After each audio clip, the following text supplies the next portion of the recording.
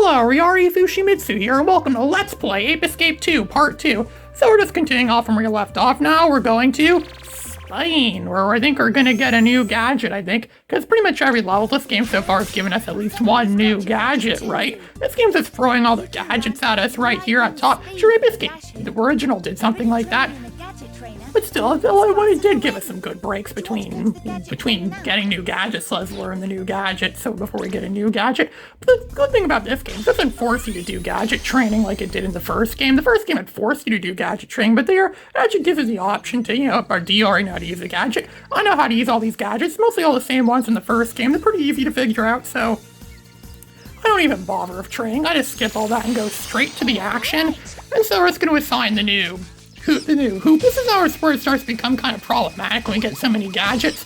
The problem with getting so many gadgets in this game that you can only have up to 4 gadgets equipped at a time, which corresponds to the main face buttons of the PS2 controller, the triangle, square, circle, and X buttons.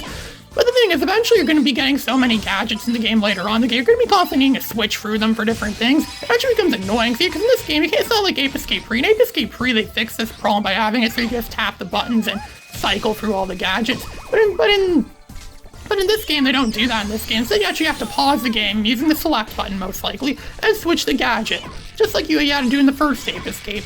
Dude, pausing a game to switch weapons or switch gadgets, that's so late 80s, early 90s. That's the kind of stuff the Mega Man games on the NES did from 1987 to 1993, right? And of course, this is PS2. This is better than, surely this could do something better than what the NES was capable of, right?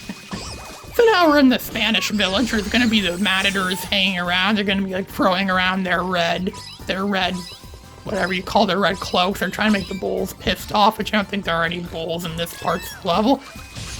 And just randomly go around the street. And we could use this new super hoop to just run pretty much on the roofs kind of thing, and pretty much defy the laws of physics by us running that fast. You could probably run on water if this thing, well, I don't think it's actually a thing in this game, but in theory, if real life physics did apply to this, we probably could use it to run on water or something like that.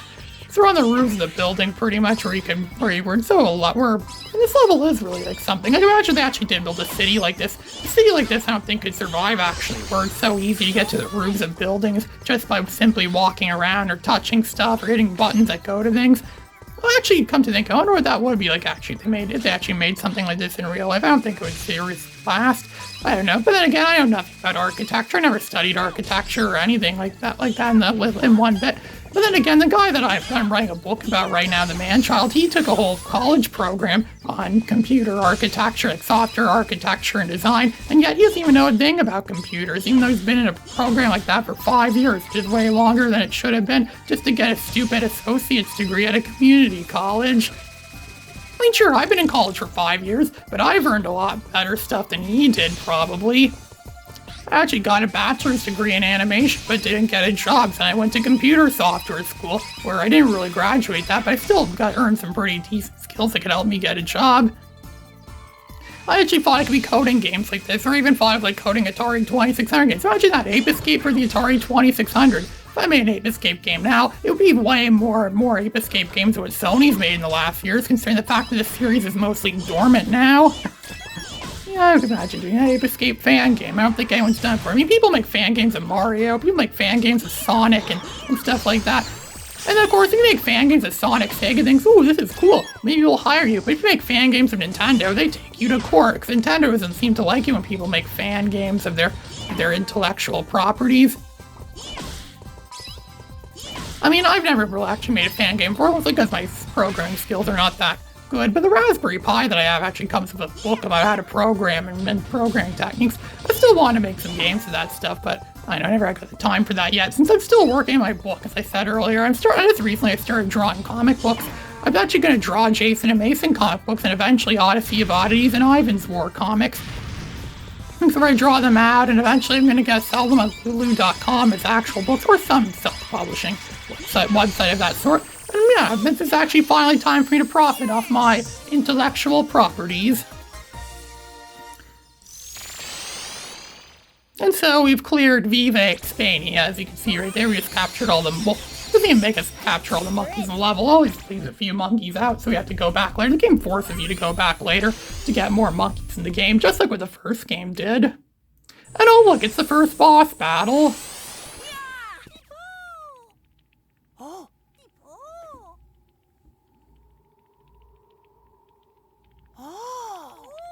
Well, kiddo, I gotta give you credit for making it this far. Ever heard of the Freaky Monkey 5? Well, I'm Blue Monkey. The boss has ordered me to stop you, so I'm afraid that's what I must do. Don't take it personally, kid. I'm doing this for all the little monkeys out there. Come on then! Well, you're definitely not a coward, are you? Hey, kid, don't you know that you've got to be careful at traffic lights? Let me give you a lesson in road safety. Come and get me.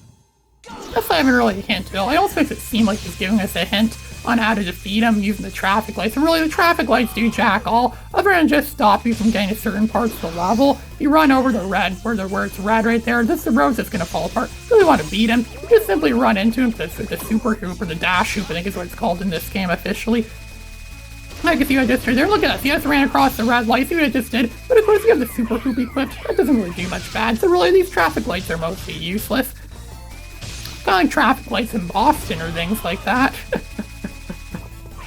Like, see, he's just going to keep driving around. Like, he's going to drive for there. He's likes to stay a distance from you, but eventually you can run up to him and see, look at that. Apparently my dash hoop must be more powerful than his dash hoop. This boss is mostly a pushover. All he does is he just drives around that stupid unicycle of his and just throws bombs around and stuff like that. Yeah, like something out of a Warner Brothers cartoon. You know that Ape Escape really did take a lot of inspiration from Warner Brothers cartoons. Maybe even more than from Pokemon and Nintendo stuff. Because I remember when I played the first game, I kept talking about how it had so much Pokemon and Nintendo stuff in general. Like influence in it. Well, this game also has a lot of Nintendo influence in it as well too. The characters again look even more like Pokemon characters this time around. And there was a lot of Mario-ish stuff in this game. This game came out just the year after Super Mario Sunshine. So I think the game that this game competed with the most is probably Super Mario Sunshine. It's kind of funny because, well, I don't know if this is true or not, but Super Mario Sunshine is actually a bad selling game. It's known for being one of the worst selling games in the series.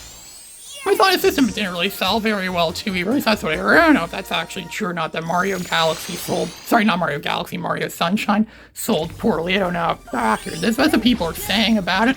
And this game I don't think sold all that well either. I've never seen a greatest hits copy. Or maybe there is a greatest hits copy of this game. I don't know how well Ape Escape 2 sold well actually. But in terms of fame, and so in terms of like how famous the games are, I'm pretty sure Super Mario Sunshine is way more famous than this game. People still talk about the game years later, and just recently got re-released on the Nintendo Switch. But Ape Escape 2, people don't really talk about Ape Escape 2 as much anymore, mostly because Ape Escape 2 kind of is the black sheep of the Ape Escape series. It's the one game no one really talks about anymore. Like, that one game kind of faded with the sands of time. But here is me playing through this game and trying to, preserve the memories of this game. We're trying to preserve that this game exists. And maybe if Ape Escape becomes more popular again, I don't know, maybe Sony will make another Ape Escape game for that new PS5 of theirs. That's the reason why I never got any of the PlayStation systems after the PS3. Ape Escape's probably their best franchise right now. It's their best somewhat current franchise they still make stuff for, and yet they don't do anything with it. There weren't any Ape Escape games on the PS4, unless you include that Ape Escape game from the PlayStation Move, but that's like a spin-off side game. There weren't any Ape Escape games on the PS3, really. There weren't any on the PS4, and there's a new PS5 that's been out for almost 2 years now, and there still isn't a new Ape Escape game. There still hasn't been a new game in the Ape Escape franchise since 2006. It's been like 16, almost 17 years since there last was a game for the series, like a main core game. There were a few in Japan I might like to take out eventually. Like there was this one on the PSP where if you actually control the monkey's helmets and actually take control of monkeys. Use the same engine as Ape Escape 3 from what I've read, so I might like to check that out. And there's some other odd Ape Escape games too I might like to check out eventually, maybe. Because, I kind of am like the Ape Escape master. Everyone calls me this, has been calling me the Twisted Metal master, but really Ape Escape was, well, I'm probably just as good as Ape Escape as I am with Twisted Metal. I only recently became a Twisted Metal master. That's what everyone on Discord knows me as. Like one of my names in a Discord server I'm in is the Twisted Metal J&M Man, which is a reference to Jason and Mason, a series that I write and now draw about. And now And also had Twisted Metal, man. There's a reference to, you know, that. Well, you see my LPs, the Twisted Metal games. I've beaten Twisted Metals 1, 2, 3, and 4 with every main roster contestant. And I even beat Twisted Metal. Well, Twisted Metal 1 of all of them, because the only contestants in Twisted Metal 1 are the main roster contestants. I gave Sweet Tooth a free pass in Twisted Metal 2, because it's almost impossible to beat Twisted Metal 2 with Sweet Tooth, because it's the game not giving you passwords with him. And Twisted Metal 3, I beat them with all of them in Twisted Metal 3, even the unlockable ones. And with Twisted Metal 4, there's still a few boss contestants that I haven't beat Twisted Metal 4 with yet, but I don't know when that's gonna be, since I'm kind of busy with other stuff now too, and I got all the main storylines and endings, but showing the boss characters in Twisted Metal 4 have endings. I often associate Twisted Metal and Ape Escape with each other, mostly because they're both games made by Sony. They're on PlayStation. I played them a lot together way back in the day. They're games I commonly played a lot of, so I kind of associate the two of them with each other. I even joked about there being a Twisted Metal and Ape Escape crossover where you have to play as that guy from the first game. You have to drive like some sort of car or something like that, and you could to drive some sort of car or something like that, and then you could destroy the monkeys which are also in cars. See on that tombstone it said 1999 to 2002 or something like that, which suggests that this game might be set in 2002, I think, or 2003. I don't know. When are the Ape Escape games set? So that's kind of a question that was never really answered. I like to think Ape Escape 3 was set in 2006 based on stuff set in that game. And this game's probably set in 2002, as I mentioned. The first one may have been set in 1999 based on other things, but I don't know. Are they set in the future, maybe, or maybe the near future? I don't know. I have no idea. I doubt anyone even cares about what I'm talking about anyways, because since when did anyone ever give a crap about when something is set? Or when something came out? Most people don't give a crap about stuff like that. They just like to have the games and play them and have fun, especially kids that don't give a crap about anything else. So this is Ryari Fushimitsu, signing out.